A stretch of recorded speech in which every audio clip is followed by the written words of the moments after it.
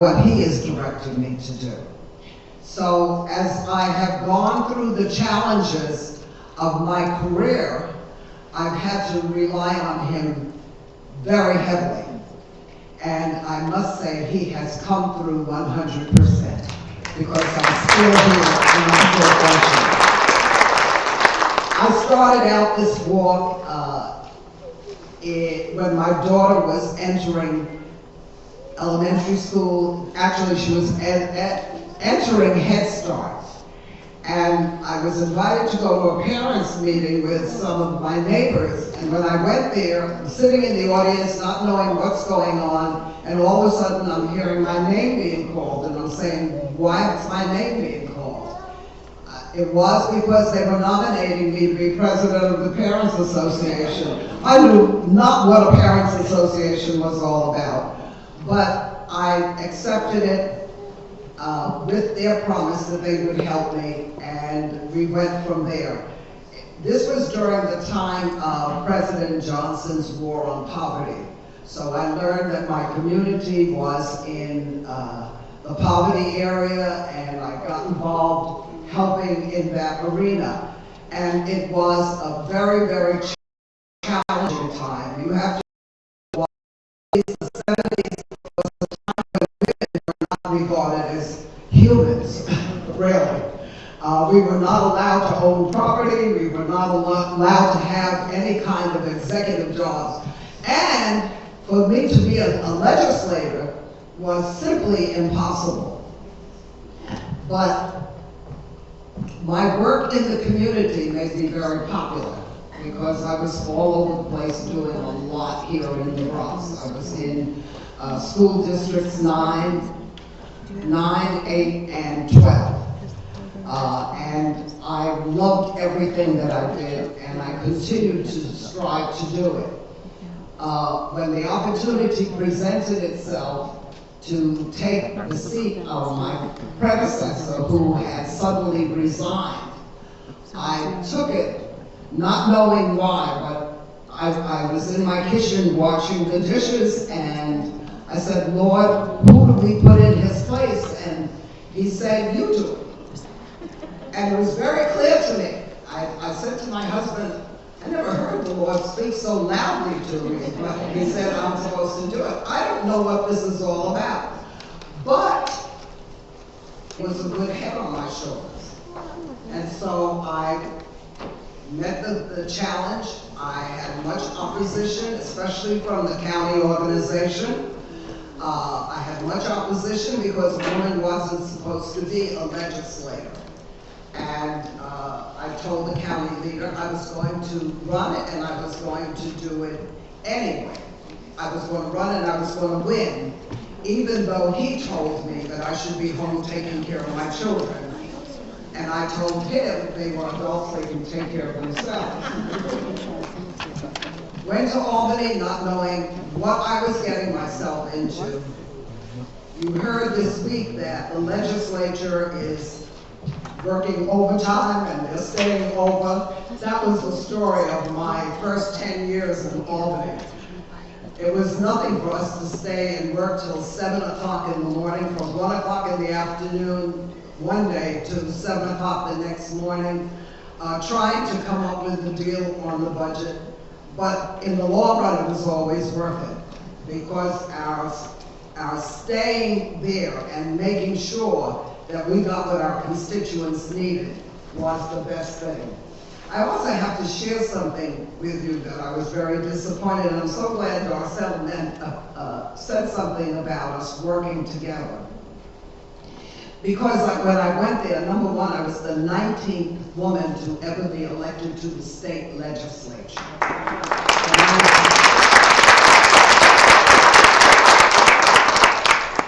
And I was so disappointed because one of the women who was there came up to me and said, okay, what women's cause do you want to champion?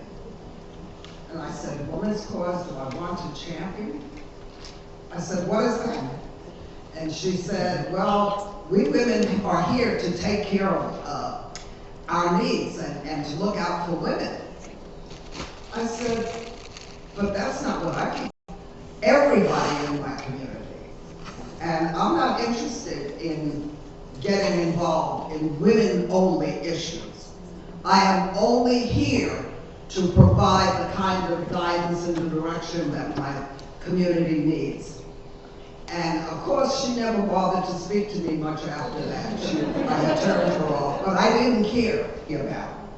I had to be about making sure that the services and the money and the leadership that my community needed was going to be there for them, and it had to come through me. And I think that's the reason that I'm still here at the age of 82. I'm still here doing the work that God put on my heart to do, because He didn't tell me to retire. He told me to continue in the month of May.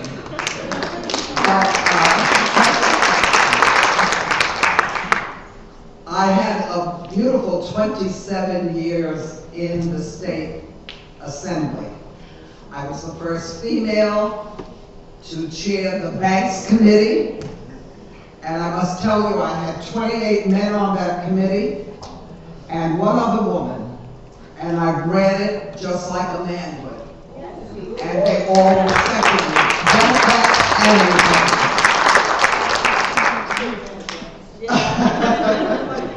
I had other firsts, but the thing that was most significant to me was the position that I left the assembly in, and that was that Speaker Pro Tem, which meant that I conducted the sessions when the speaker was not in the chamber, which is just about most of the time. So we had just, when I was appointed, we were just opening it up to television, so people began to see me on television every week because I was the one who ran the sessions.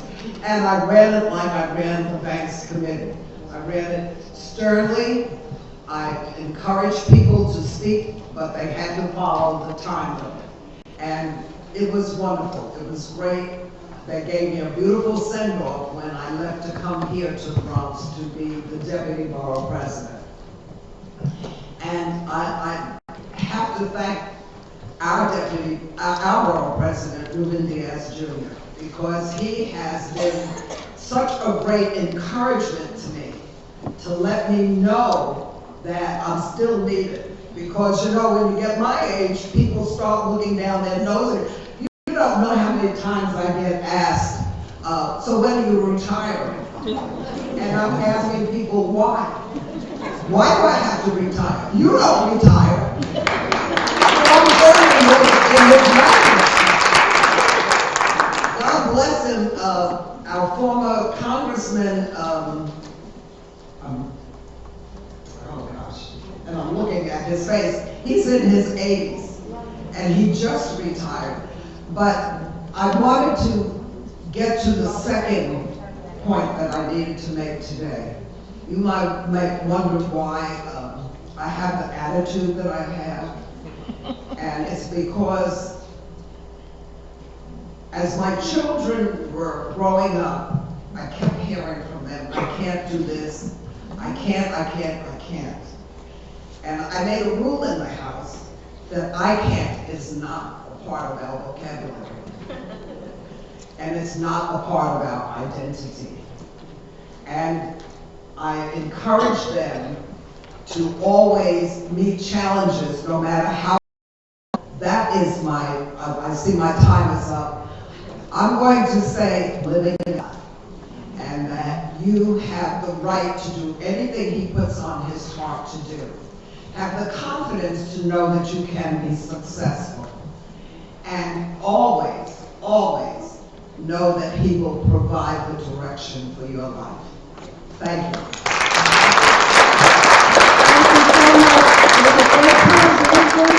So we're going to move on to, now you all have this program.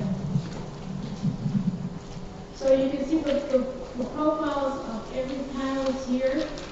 They're still having a technical problem to put that up because that was supposed to be there while we're talking. Okay, so I'm just trying to work out. So without further ado, We have a lot of speakers and we want to get through rapidly. So I'd like to introduce, we have Mrs. Roberta John. She is the wife of a prominent historian, Mark John. Thank you.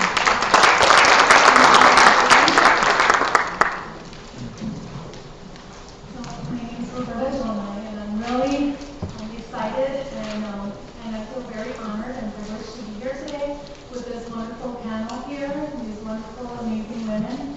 And what I do is that I'm actually an RN and I work for the Office of School Health, and I really enjoy it. And I think that is also a secret to success, is to have a career that you love and that you're passionate about. And being an RN, our motto is a quote from Florence Nightingale, that in nursing is an art of caring, and in that it requires devotion and passion. So I feel like I really do, I am devoted and passionate about what I do, and working with children is really amazing, and it's rewarding, and it's also like, I can't describe how, just being there with the children and advocating for them and trying to do the best you can for them. So I really enjoy that. I'm not a speaker like Mark, but when Adeline asked me to come on, I was a little nervous, and I told her I'm not Mark. I'm not a big speaker, but I just think that being here today is really important, and it is also very important to inspire women in the future and also inspire children too. So you want to help be a role model for them as well. And another thing that I think is very important to have in success is that you want to balance your life, balance family, work, and your children. And I know it gets hard at times, and being also like for the elected official is also difficult as well. But you just have to prioritize. And at the moments, you want to take precedence over what is going on, like if your family needs you, or if your spouse needs you, or when you're in school, that you put your full self into it. And I think that's very important. And I also want to say that it's also very important to support each other. Mark supports me a lot in what I do, and I support him as well. And that's very important as well. And also I feel that at home, that I may be the commander-in-chief, even though he's the assemblyman in the district. So that's important to all women.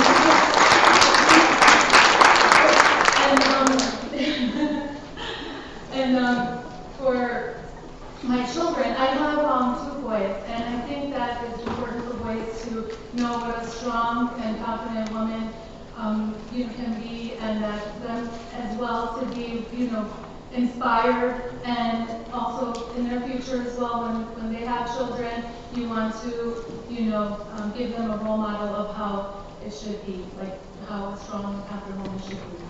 And lastly, if it is a PTA or helping out in the community, that's really important for every individual to be involved in. I know that when I started, I was in the PTA, I was a learning leader in the school, and I helped the teachers in the classroom with the children and in helping them, because every child has a different learning style, so it's very important to do that. And then also anti-bullying was another issue, and that was also you feel like you're contributing, you feel good about doing something great for the community. And then lastly, this is the last one, is that to be good to yourself. That's really important, because a lot of times we put ourselves last on the list, and it's very important that you try to take care of yourself in this process and have faith, and that helps to makes everything come together. Sorry.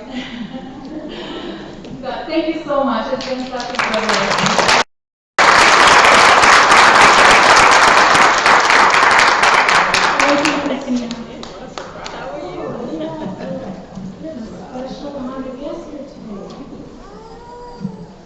Give a hand for Congressman Esplanade.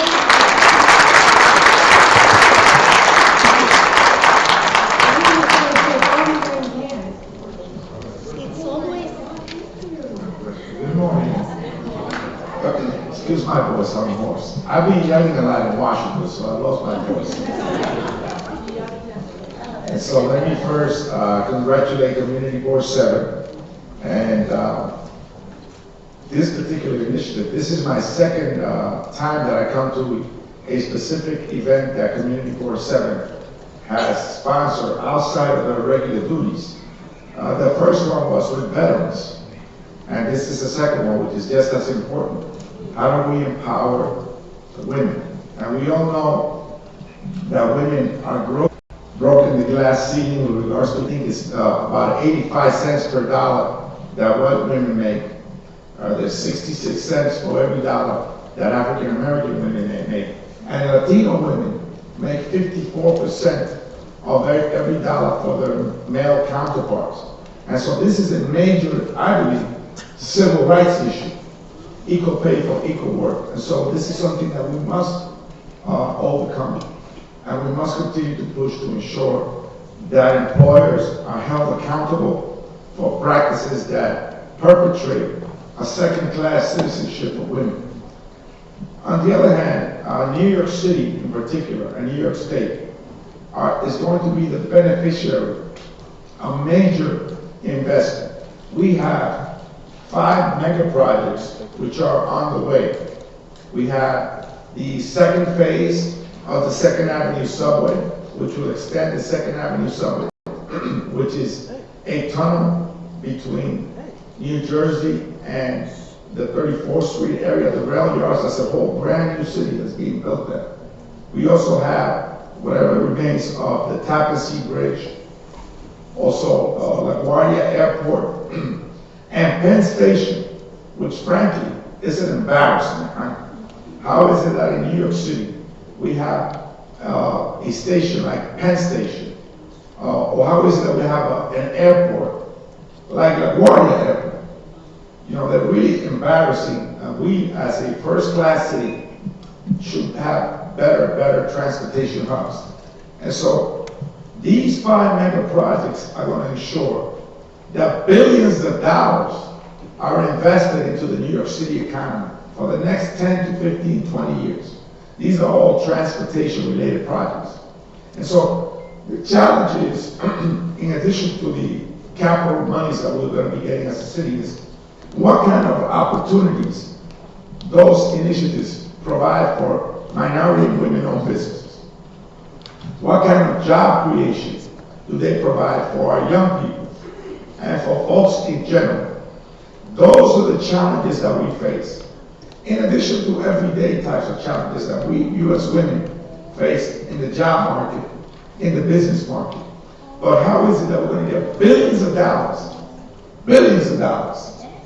and we won't have an idea on how much of that will go towards women-owned businesses, how many jobs will be created for our communities? I think this is a great challenge that we face, and one that I intend to tackle as your congressman. And so I thank you for inviting me here. There's many issues that I would like to talk to you about, particularly small businesses. I have an initiative in Congress to ensure that a startup business, if a woman opens up a restaurant and she invests $500,000 in making that commercial space habitable and looking pretty, later on when that lease is up, the landlord will take advantage of that upgrade and maybe set the rate of her rent at a level that she cannot afford. Why can she not get something better, a tax credit or a lowering of the rent? I'm working on that issue and several others. So I thank you, and I want to day. God bless you, and keep the faith. Thank you.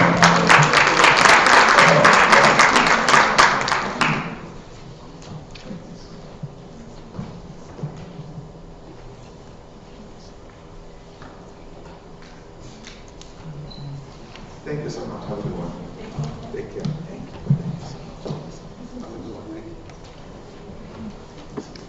Well, that was a nice surprise, right? Yes. Very nice surprise. And I think we have too many officers fighting for us. We need a lot of that. We need more women there. Yes. That's what you have to do. Okay, without further ado, I'm going to introduce a close friend of mine and the Chief Operating Officer of the New York City North Central Bronx Hospital. Christina Contreras.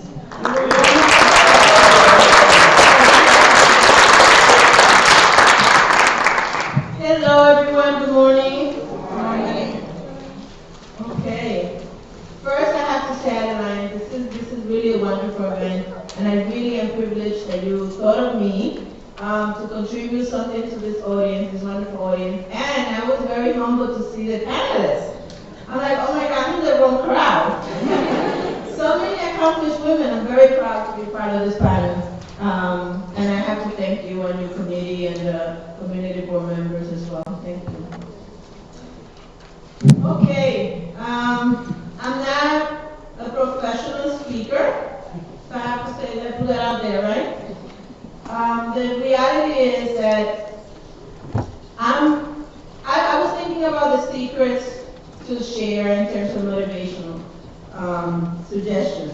And you know, the fact that you are all here is what would make us successful. The first thing you have to do is identify what success means to you. Success means something different for everyone.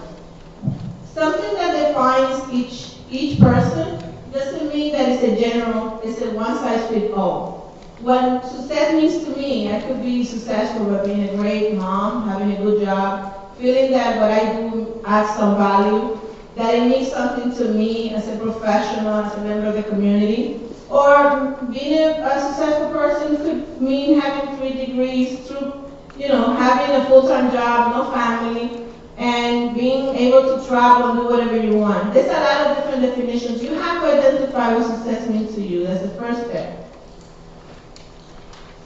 I'm an immigrant woman. I came here around, I'm not going to give you the years because I don't want anybody adding and subtracting. And for the beginning of my life here, I had some demand to be a mom because, yes, I was a teenage mom. So everything was a challenge. So when I'm thinking back, I say, oh my God, what am I going to say? We have to find it inside, which is the greatness of determination. That's the number one, determination and confidence. Why? I was thinking, and if you think back, anything that we encounter every day, we can accomplish.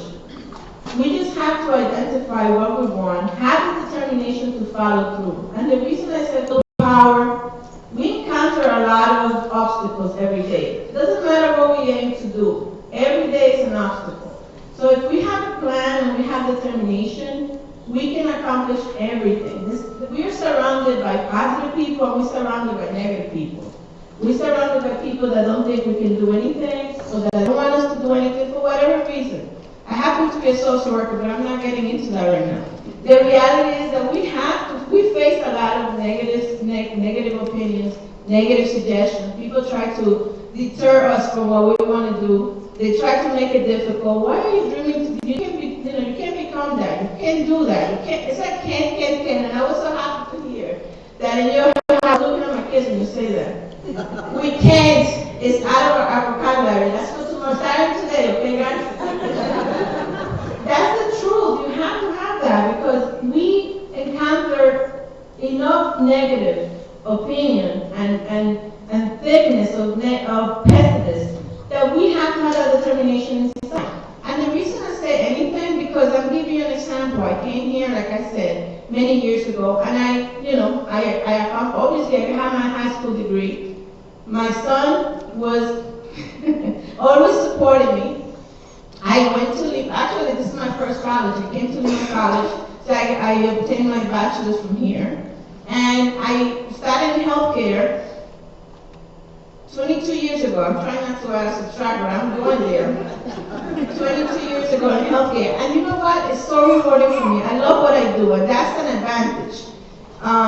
I enjoy working with people. Some of my colleagues are here as well, and I appreciate that because they know my personality. I love working with people. I love working in the community. That's how I met Adeline. That's how I met Gloria.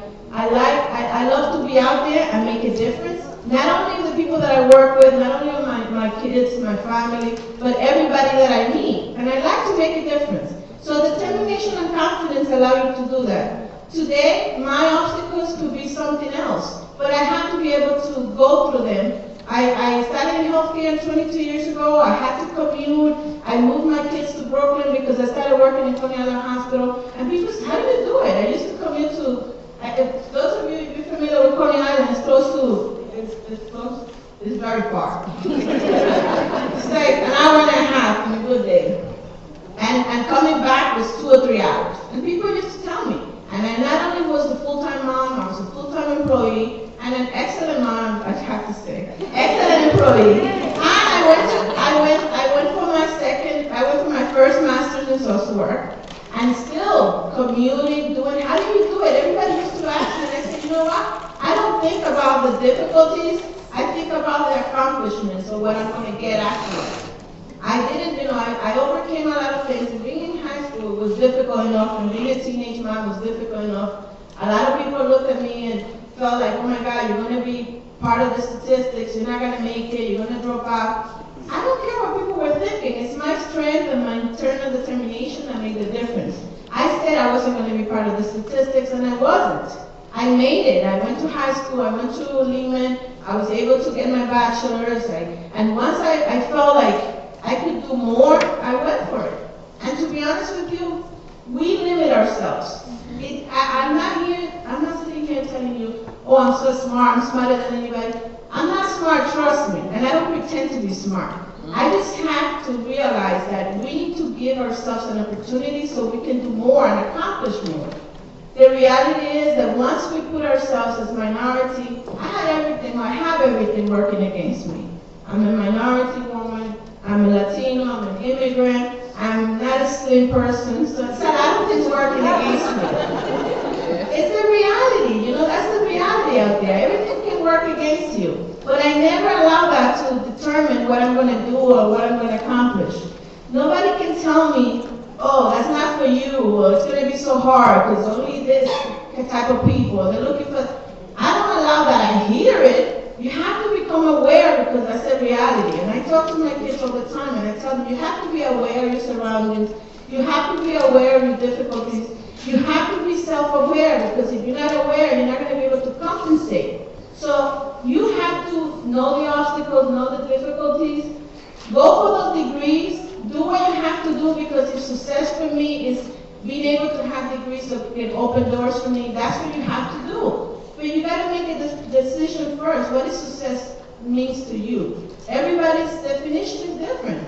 And it doesn't have to be the same. It's not one size fits all. Whatever makes you feel confident, whatever makes you feel happy, accomplished, that you're adding some value, that's what it is. And that's what it means to be successful. And finally, being determined, being confident, not allowing anybody to tell you what you can or cannot accomplish. Take that with you. Think about it. I mean, every day we make decisions that have implications. You have to make a decision. It's just you. I'm Christina. I make the decisions. Anything that comes to me, I make a decision for myself. I either deal with the consequences, or I have the fruits of my decisions.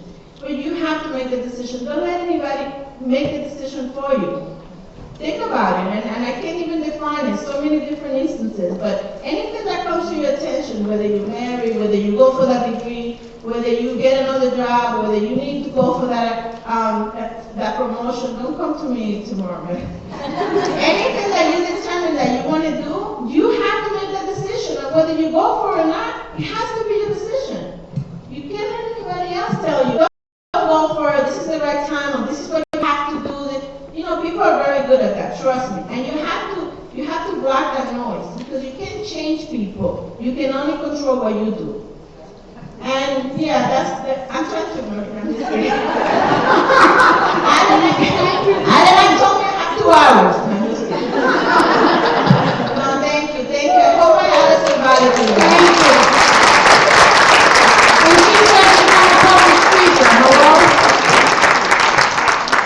Without further ado, we're moving on to Dr. Rima Brusi. Dr. Rima Brusi is an anthropologist, a writer, advocate. She's also the prestigious wife of the president of this college, where Christina graduated, I graduated. How many more of you in this room graduated from Lehman? Raise your hand. Whoa! All right. Thank you.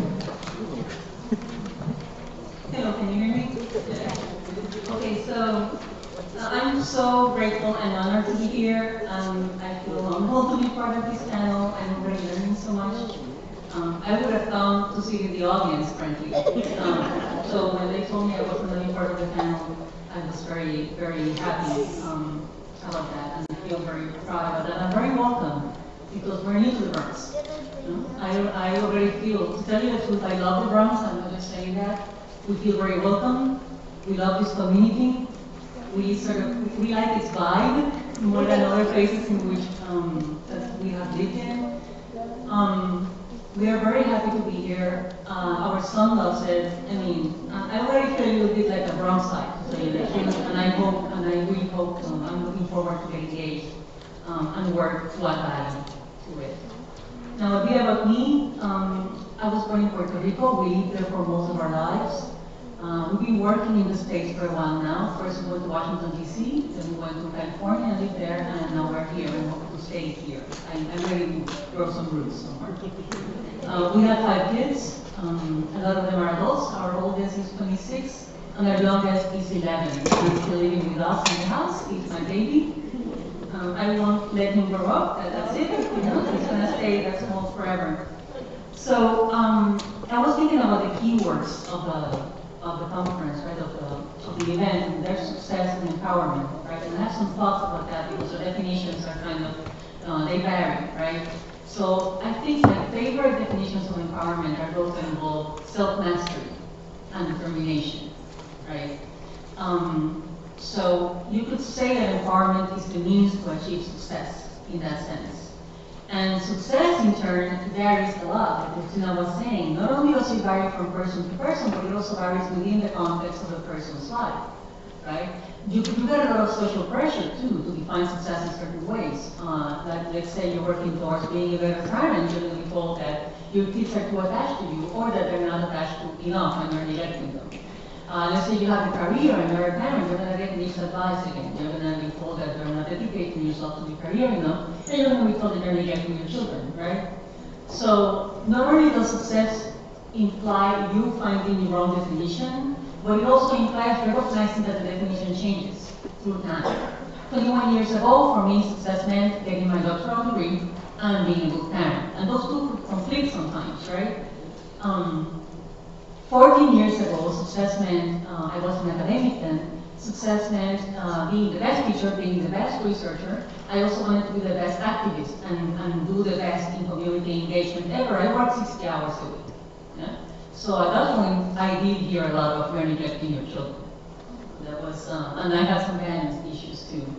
So 7 years ago, and this was kind of surprising, my goals changed and my definition of success changed a lot. I decided I wanted to become a writer. And I had written quite a bit before, but it was all academic articles and reports and that kind of thing. I wanted to be a creative writer. I'm doing like poetry and fiction and that kind of thing. And that's my new definition of success.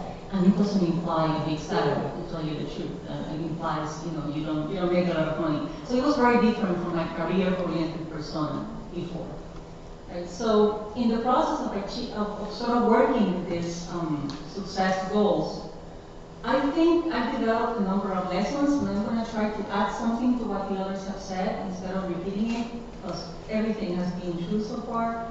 I think empowerment is not really about persons, it's about communities, it's about collectives and groups, right? So if you're trying to become empowerment only for you, empowered only for your own sake, within the narrow confines of you as an individual, I don't think that's the right way to go about it. That definition doesn't ring true to me.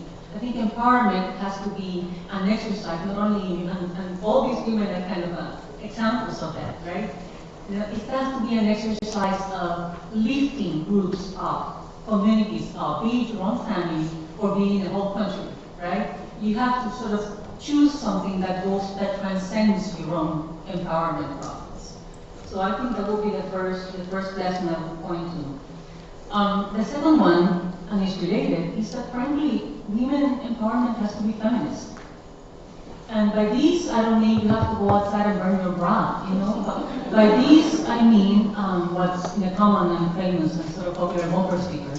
Somebody said it, but according to Google, everybody said it. Somebody said once that feminism is a radical notion that women are people. Right? It's a little bit like Black Lives Matter. When you say Black Lives Matter and you believe that, you're not saying that the other lives don't matter. You're just saying that Black lives matter too. Same thing with feminism. You say feminism is about women being people. You're not saying that other people are not human. You're saying women are people too, the same as others, right? So I think that's the kind of feminism I believe in, and I think it's crucial to understanding and engaging in the process of empowerment that is true to what we stand for, and that is true to ourselves and who we are, right? And in terms of the, I've said that feminism is important and collectives are important. I guess what I mean with this is that let's say you have a lot of success. Let's say you become a CEO and you make a lot of money and you made it. If you forget that women don't get equal pay for equal work, then your empowerment doesn't really have an impact, does it? Right? If you forget that other people don't have the opportunity to achieve success like you do, then again, you're forgetting stuff that should be part of our definition of empowerment. Right? So that's what I mean by that. And then the third one, and this is kind of the more complicated one. I was struggling with this one a little bit when I worked on my ideas. Is that empowerment is not only about work in the world, it's also about work inside of you, right? And I think a lot of us have alluded to that. But I would like to add another more complicated dimension, and it has to do with the dark side of us, right? I think empowerment, you can tell yourself that you're capable, and you can tell yourself that you are competent. You can tell yourself that you're adequate.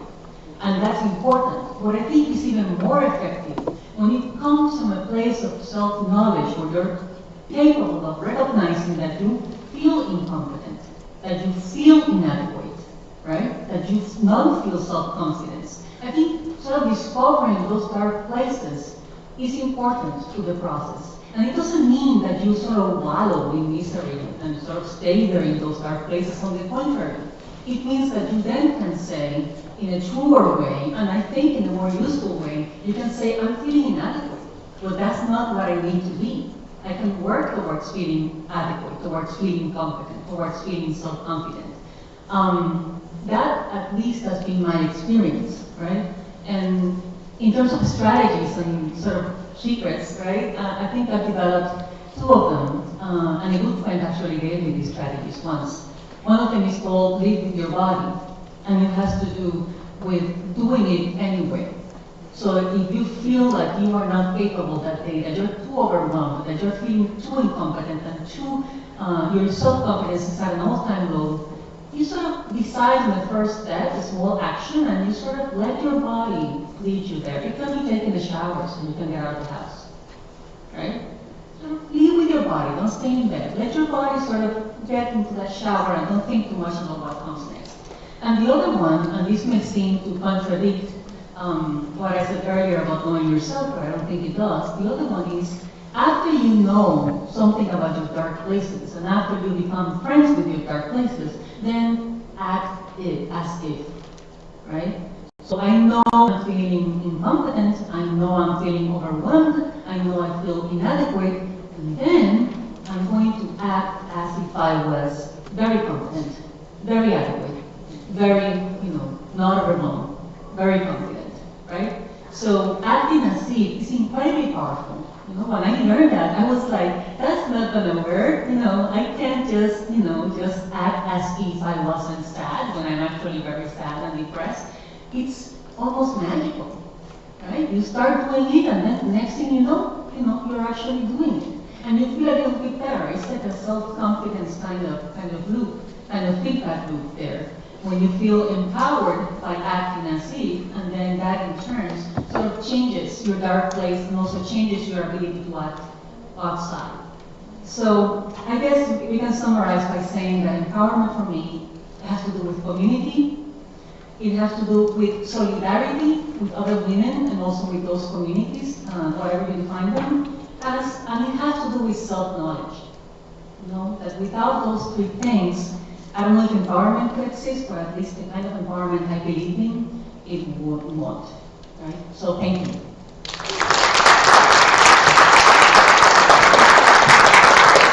Thank you. I'm honored to have you all And we're moving on quickly, and we have with us, she's here for a short, the public advocate of New York City, Letitia James.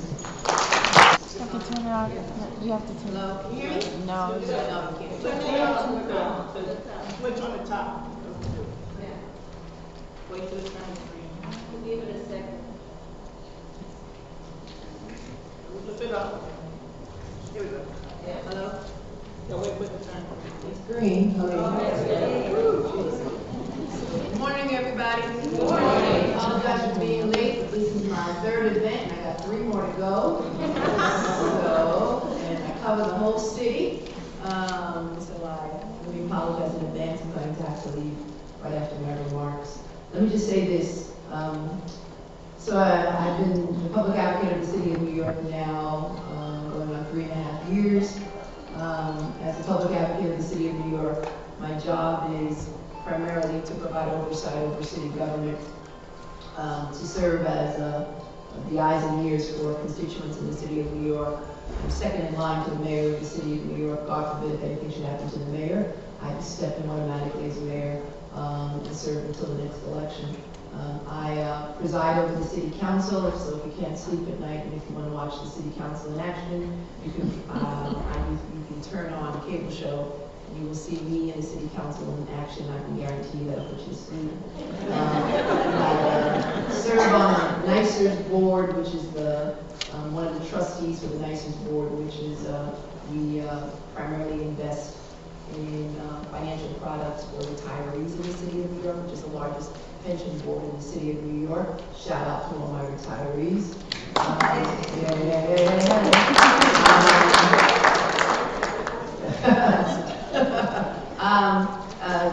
Then we, in the Office of Public Advocate, we resolve complaints. As of today, we've resolved over 20,000 complaints. We've got caseworkers, social workers. I've changed the office to a certain extent, made it more visible, redefining the office. I happen to be an attorney by profession, but a social worker by nature. And I went to law school with your district attorney, Garcelle Clark. Yeah, Howard University. Yeah. Garcelle was in a class before me. I was in the class after her. And because she was from New York City, I used to rely upon her for all the big parties. But also for her, she took excellent notes. Excellent notes. And so I just want to thank your district attorney for allowing me to graduate on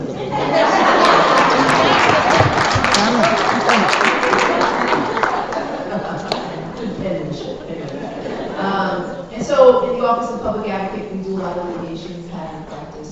I've sued the administration on behalf of children in foster care, sued on behalf of autistic children, sued on behalf of closed doors at WCB and school leadership against the Department of Education, and a wide range of other issues in the city of New York. It's really a litigation component to the public advocate's office. And so I serve all of you, and I particularly serve the interests of women and those voices who are invisible and ignored in the city of New York. And I stand up and I champion those causes. And I do it obviously because I stand on the shoulders of your deputy borough president, Amelia Green. A round of applause to the assembly. Stand on her shoulders, and Shirley Chisholm, and so many have gone before us. Yeah. And I stand on the shoulders of Maxine Waters, which is why I hope all of you join me. Which is why I hope all of you join me this Wednesday if you were offended by the comments of Bill O'Reilly at Fox. We're having a mass protest. I'm organizing a mass protest in front of Fox News, again, to defend the honor and dignity of my shero, Maxine Waters. And because Fox News has basically tolerated sexual harassment against women, there are at least 5 victims, alleged victims, who have come forward, and there are a number of individuals who have come forward who are challenging or litigating against Fox News for creating a climate of racial discrimination as well. So this Wednesday at 5:30, we're going to do a mass protest to basically say to Fox News, shut them down and take them off of the air, and join all of those advertisers who have removed their advertisements from Fox News because they stand with women. So please stand with me this Wednesday at 5:30 in front of Fox at 47th and 6th Avenue in Manhattan. And I say all of that to say, the reason why I do all of these things is because I stand before you as a humble woman from I know a faraway place called Brooklyn, don't hate, but you know. Don't hate, appreciate Brooklyn. So, that's all right. Brooklyn? Yeah, Brooklyn? Okay, we're outnumbered, be quiet. Just, I'll meet you on the outside, don't worry. Come after me, Brooklyn, come on. So I come from humble beginnings from Brooklyn. I come before you, as someone whose mother, I have 7 brothers and sisters. Some made it, some have not. I lost one sister, and some have been incarcerated, and some have not. I come before you as someone whose mother and father were once on public assistance, whose father unfortunately could not live with us because there were too many children, and because he was able to get a job as a maintenance worker in Harlem, and he had to separate from his family. I come before you as a mother who used to scrub floors to keep us fed and who relied upon public assistance, who ultimately worked her way up to AT&T. So I come before you as someone with humble beginnings. I never forget from where I come from, which is why I fight each and every day. But I come before you because, the issue today is what's your reason for being your raison d'etre? We got it easy. All you have to do is look at our ancestors and just rely upon their strength. And that strength and that power that flows through our blood and our DNA. And it's that power that should encourage you each and every day. And you should always take advantage of the opportunities before you. And recognize that you stand on someone's shoulder and they had it much worse. And therefore you've got an obligation and duty to take advantage of education. An obligation, a duty, and a responsibility to not think about yourselves, but think about other people who are struggling each and every day. And when you find your passion, just like all of us up here found your passion, you never work again. I don't consider this work. I consider this passion. I consider this my obligation and my duty. That's why I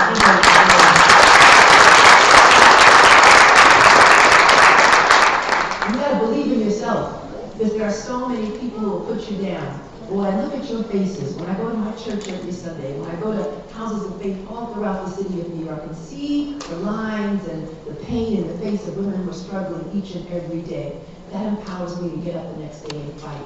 Yes, on Sunday, each and every Sunday, whenever I go to a house of faith and whenever I go to organizations like this, my spirit is renewed because I look out in the audience and I see that there's so much more that we've got to do.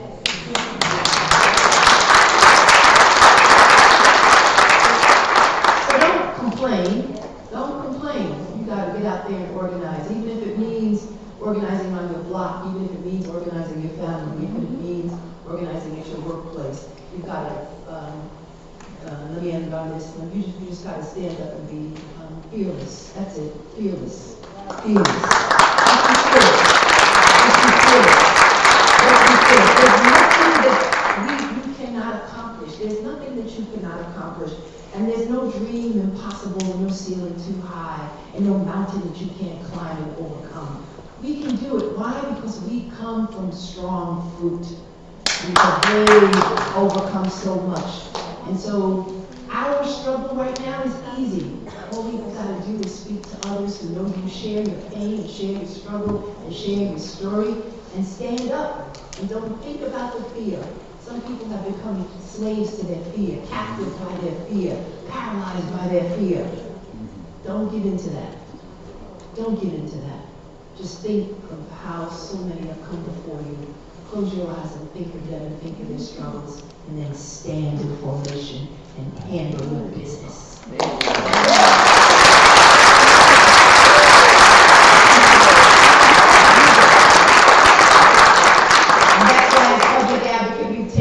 We've taken on slum landlords and the worst landlords here in the Bronx.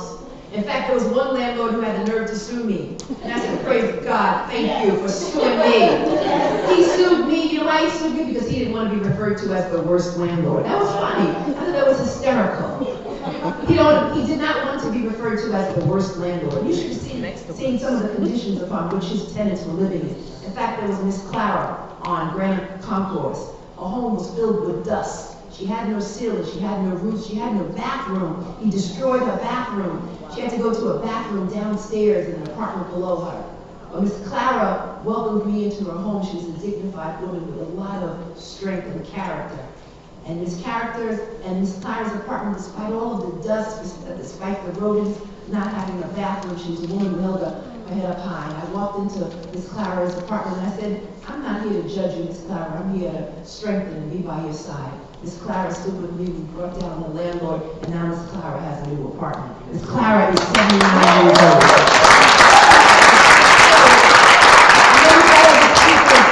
Worst landlords in this standing up on behalf of women this week saying employers will no longer ask people what your previous salary history is because we can no longer perpetuate discrimination against women. Women say, show me my money. Yes! We passed the law in the city council. Wonderful. We're closing Rikers Island. Yay! Thanks to the assembly member here, the speaker, the former county leader, we now have raising the age, taking young people out of the adult criminal justice system. Yay! We made a lot of progress this week, but we've got a lot more to go. I don't want to, again, dominate this discussion. I just want to say to all of you women, keep believing, keep believing, keep believing. This public advocate believes in you. Thank you, Ms. Walker. Thank you.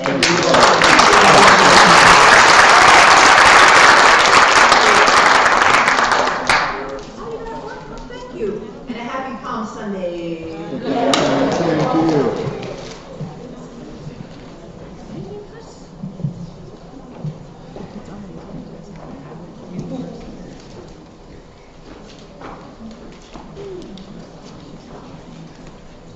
And this is the college I graduated from.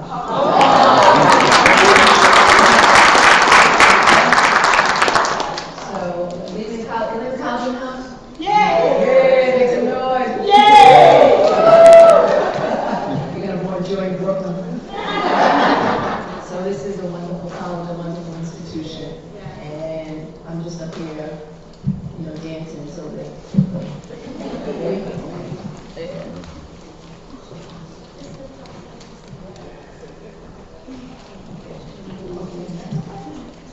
So, we want to honor her, and we're going to give so I'll be back later. And, Botanical Gardens gave each of them a beautiful plant, so they could plant up in their yards and grow beautifully. We also have this here from, journalists. Thank you so much. And the botanical students.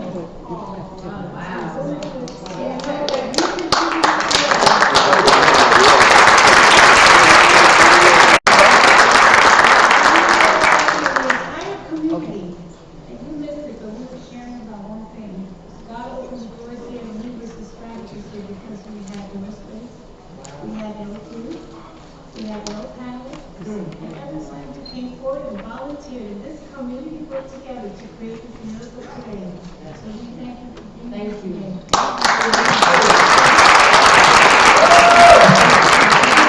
Joined by Councilmember Andy King as he comes down with his lovely bride, Geneva Shillisburg King. May all of you plant a flower for the next generation. May we always continue to inspire young girls and let them know that we can lift them up and that there's nothing impossible for them. So all of you young girls in there, I love young girls. I love the spirit of young girls. Keep the fight. And let you go on and reach your dream. I'm with you. God bless you and thank you so much. Thank you.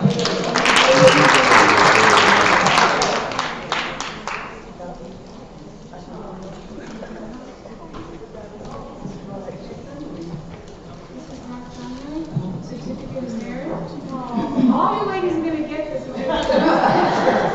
Okay?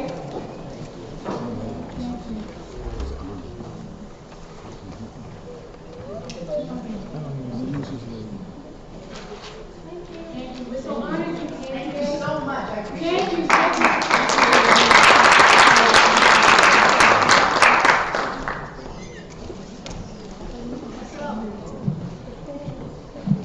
We have some powerful women here today. Well, come over and have a seat, Mrs. King.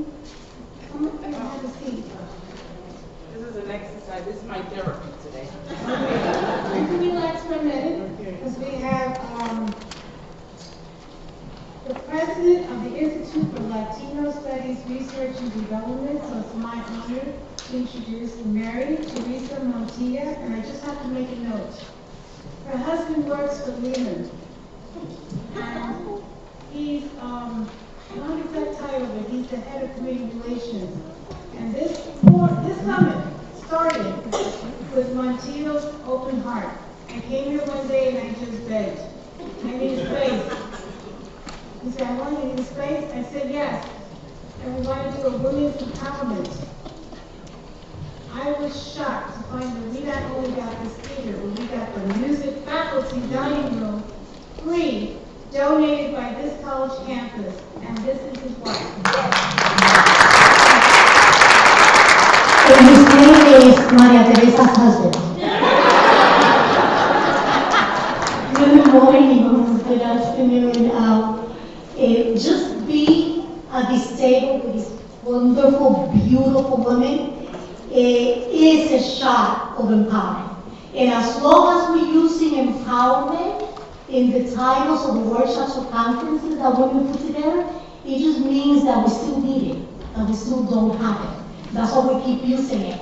And events like this, and I think I like and whoever put it together, the rest of your community board, for doing this. These are the vehicles through which women get empowerment and get publicity and get you to hear their stories, and they're essential towards our empowerment. So thank you. That is great. As my colleagues have expressed, each and every one of them, and if you have been listening, there has been a common denominator in what they shared, and it has been guiding their lives. That decision for me, it was made when I was a year old, that I would be first in my life, and that I would do what he set out for me to do. I said that she was made for me because it was made by my mother. Before I was 1 year old, she tells me very ill, I was going to die. And she held me up to God and said, if you let her live, I promise you that she'll live for you and carry out your wishes. So she made that promise for me. My mother's here with me today. Mi mamá que está aquí sentada, la hija fue la que hizo la decisión de que cómo venía este día en ese momento en adelante. Y ha sido Dios en mi vida y ha dirigido lo que yo he hecho. I am Dr. Maria Teresa Montilla, and my professional resume says a lot of things. I am the head of the Institute for Latino Studies. I have presided over national advocacy organizations. I have written books, co-authored other books. I have produced and co-produced a documentary on the migratory experience of the Americas. I have had a career of 28 years in administration of the judicial system. I retired a couple of years ago. I have done many things. I have vast experience teaching and training on multicultural issues and behavioral sciences. And as I look at everything I have done and I'm still doing, they have a common denominator. That brings me to saying that I am an entrepreneur of social change. That's what I am, an entrepreneur of social change. I'm the person that sees something wrong in society and says, this could be done better, and we could do it this way. It's just elements in society that are not put together as they should to be more effective, and I say, we can do that, we can change that. And I do this all throughout my, I don't know how many years, and like I've done that. And when that happens, and when a place like this or any other place, someone comes up to me and says, you changed my life, you said something and then I made a decision, or you went to college, or you did this, I realized why I have been doing this all my life. And my favorite thing to do in life, and for what I think I've had a calling, it has been teaching. Those of you who believe in God's word, that He made some pastors, some teachers, some evangelists, and so forth, He made me a teacher. And whatever I'm doing, I'm teaching. And by teaching, I mean empowering people with information and knowledge. And somebody raises their eyes and they have a sparkle in their eye, like when children first learn to read and they word out, they sound out the first word enough to read. That's my satisfaction. I made that happen. Empowering is the exactly the same thing. You're giving information. You're enabling others to get up and say, I can do this, or I can do that. My family migrated to the United States when I was a child. It was fleeing political oppression. My father was a very high-ranking officer in the leftist party that lost the election during a very bloody time in my country. And I woke up in the United States one Monday morning with my family because my father was one of those men that they had two choices during this time. He either went to jail and died or he fled the country. So he chose to flee. So needless to say, I came to this country as a teenager against my will, of course, the way every teenager would feel, and not wanting to be here. This was, after all, the country that my countrymen spoke against, in capitalism, and gringos, and oppression, and all of that. So I'm here, and I didn't want to be here. I was 13 years old, and academically talented. And coming to live in an inner city, I had never lived that way before. And went to school, went to high school, adjusted, and when I was my senior year, and I noticed that students were going to the counselor and applying for college, because that was the next step. I did that. I went to my counselor, Mrs. Scheller, at that time, and I said, listen, I need to apply for college because I'm going to college. And in my family, that's what you did. You went to high school and you went to college. That was supposed to be your education. And she looked at me and she said, you don't have to do that. You don't have to go to college. You can be the work for them instead. You can take a job. And I was like, okay, there's something wrong. I went home and told my father that. I said, well, the counselor said that I didn't have to go to college. And my father went to school with me the next morning and gave her a piece of his mind. And of course, I applied to college and I went on and had a bachelor's degree, and then proceeded and obtained 2 master's degrees, one in public administration and one in counseling, and then proceeded to obtain my PhD in theology, and did a lot of things on my way to becoming what I always knew I had to become, which is an entrepreneurship of social change. It's arranging things in society that each one of its members can develop to its full potential and make the full contribution that they can make.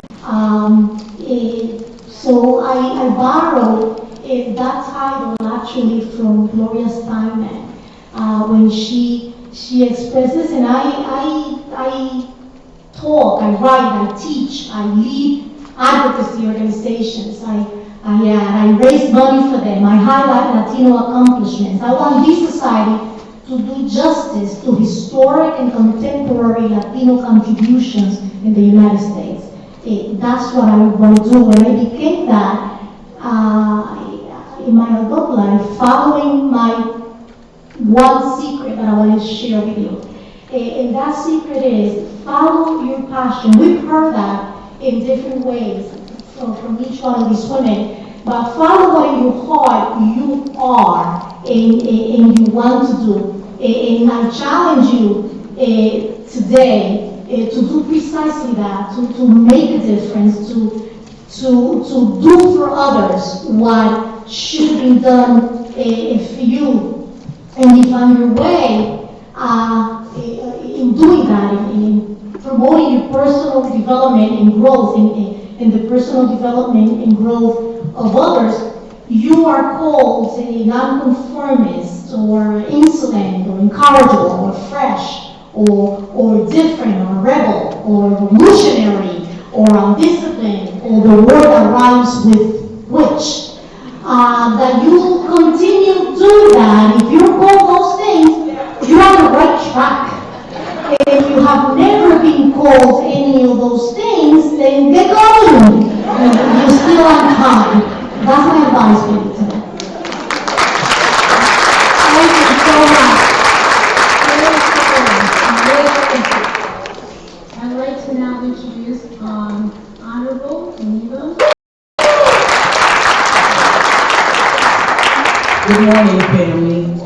I mean, I feel like I'm in the room with family because I see a lot of my friends, acquaintances, and I'm not going to stand between you and lunch. So when I came, when I was asked, and Jackie, where's Jackie? Thank you for putting this together. We should have a lot more of those. I feel that we as women do not get the proper recognition for the work that we do, because at the end of the day, we are the nurturers in our community. We are the nurturers in the village. And, you know, we are the ones who bring forth the men, so the men know that we are the ones who make it happen. Just briefly about me, I hail from the beautiful island of Dominica. No, it's not the Dominican Republic, it's Dominica. It at one time was Spanish, then it was French, then it was English, and we're now an independent nation. And at a very early age, my grandparents raised me because my dad was assassinated when I was a year old. And so I never knew my father. And my grandparents on my father's side got custody of me and they raised me. And so because of the tragedy of my grandmother losing her first son, I was spoiled. Oh, and not spoiled rotten.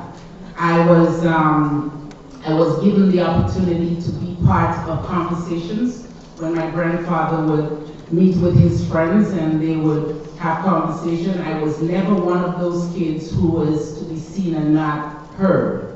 I was always the kid who was seen and heard. Because my grandfather would talk about politics and current events, and he'd say, "What you think, Princess? I'll give my opinion." And this helped to shape me. It also brought character to me because I was never afraid to speak my mind. And respectfully, of course. And my grandfather was always involved in politics in Dominica, and so it came natural for me. And my grandmother always used to say to him, "You gotta be careful what you say in front of her, because she repeats everything you say." You see, we emulate our parents and our elders. And now I'm paying for it because I have an 8-year-old granddaughter who is just like me. We call her the council girl, and she speaks her mind and she makes her, sometimes I say to her, "Katie, you cannot say, well, Grandma, my second name is Neva. I'm just like you." So she reminds me of that every day. And so got involved in politics in Dominica. I was the founder and president of the labor youth organization in my country, and after we went through some political uprising with the then Prime Minister Patrick John, my grandparents could not stop me from being involved, because every time they thought I was at school, I was in one of the villages organizing a chapter of the LIO. So they finally shipped me out to the United States, to my family in Long Island, went to school there, finished high school there, graduated from Mineola, and then went back home to Dominica, got involved again, and then they shipped me back here. So this is my home. I cannot say what secrets or, what drives me is I always put Christ in the center of my life. And that I work around. My grandmother taught me a very simple rule. When you're in a position that you try to figure out what should I say or how should I do this, you put yourself in that other person's position and situation, and you say, well, how would I like them to handle this? Or how would I like them to respond to me? And it makes life so much easier. You treat people the way you want to be treated. You respect each other. Sisters, we gotta have some more conversations. And I'm talking about not this here. Together, we need to support each other. Every last one of us we bring something to the table. Not one person got it all. None of us got it all. We all bring something to the table. We all have work. And we have to learn to support it. If you have nothing good to say about somebody, then don't say anything about the person. And one of our demise as sisters is we don't know how to lift each other up. I mean, let me tell you, I've been on a mission for the last 2 years about just telling it every time I get an opportunity to tell it. I come from the union, and one of our rules in the union is you explain, you patiently explain, and you keep explaining, because somewhere between all the explanations, it's going to click. So I'm going to continue raising this because we have, sisters, we have some power that we don't even realize what we got in us. You don't need a man or somebody else to tell you what you got. You got greatness within you. And I'm saying it again because every time I turn around, it's always one of us that's bringing the other one down. We don't need to do that to ourselves. Sister, you look beautiful. What's wrong with that? Oh, look at her. She thinks she's all that. You know what I'm saying? We have a lot that we can do. We are the nurturers of our villages. We are the mothers. Whether you born a child or not, we are the mothers. I have 3 of my children, my community children, and this is one of my community sons.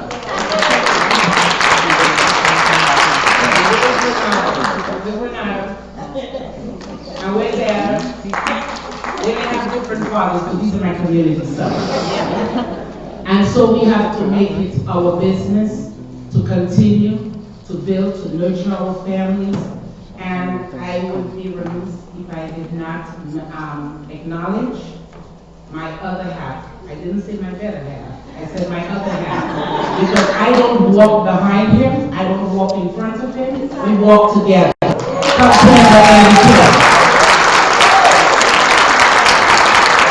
And so I'm looking forward to a lunchtime when we break to just have some conversation with all of you. I also want to extend my greetings to this fabulous panel. I know, oh my goodness, my district attorney. I love her. She's made history for us, and all of us as women should be proud of that. You know, I have my other sister here from MCD, and we have our illustrious and deputy borough president, and I knew our deputy borough president when she was our state assembly, when she was the head of banking. I'll never forget, and her husband, and it's a pleasure to meet you, and I know I can learn a lot from you. Thank you.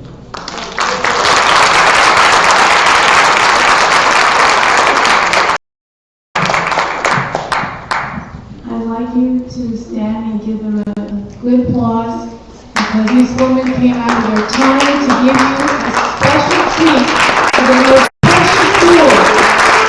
And I'm calling up to receive their royal jewels for honoring us. So we're going to start with Honorable Amelia Green. Please come forward.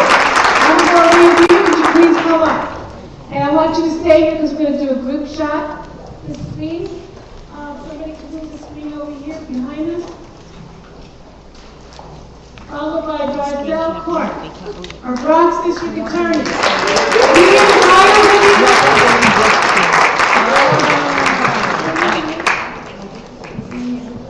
And don't forget, the orchid in front of you is also yours. Honorable Darcel Clark.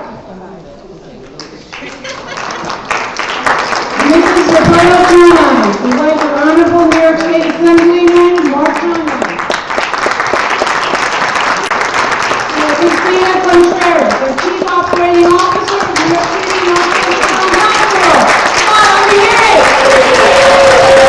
Dr. Rima Brucey, the intelligence writer and everything, the wife of this college campus, the president of Rima College.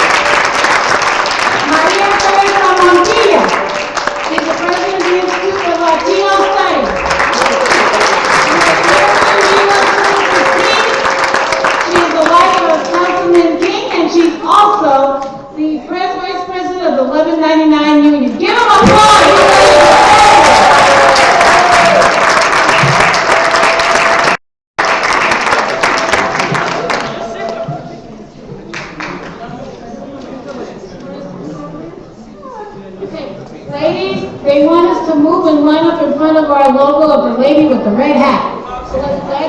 and take a group shot. And then we're going to take another shot right behind this table with the background here, okay?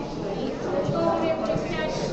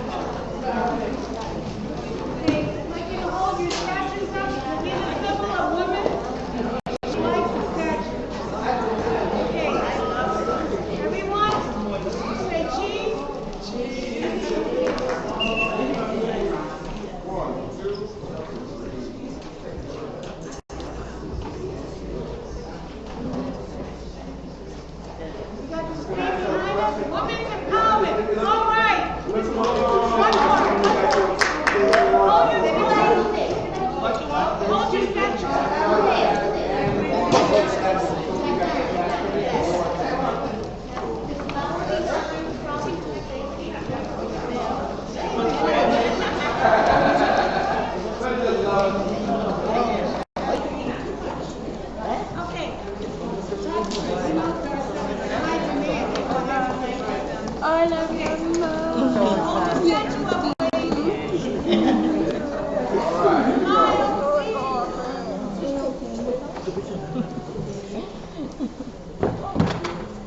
Beautiful. Thank you. Then we're going to go to panel 2. When you see panel 2, you are going to be astonished how we're opening panel 2. Please stay to hear panel 2 because we have a big surprise